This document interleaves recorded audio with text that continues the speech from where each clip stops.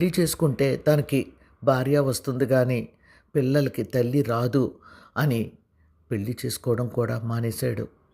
ఆ మాటే నాతో ఎన్నోసార్లు చెప్పాడు. నేను నా బిడ్డల్ని నేనే పెంచి పెద్ద చేసుకుంటాను అని. అటువంటి వ్యక్తి పిల్లల్ని వృద్ధిలోకి తీసుకొచ్చాడు. తర్వాత పెళ్ళిళ్ళు చేశాక అసలు కథ మొదలయ్యింది. తండ్రిని తమ దగ్గర ఉంచుకోవడానికి అన్న చెల్లెళ్ళిద్దరూ పోట్లాడుకోవడం మొదలుపెట్టారట.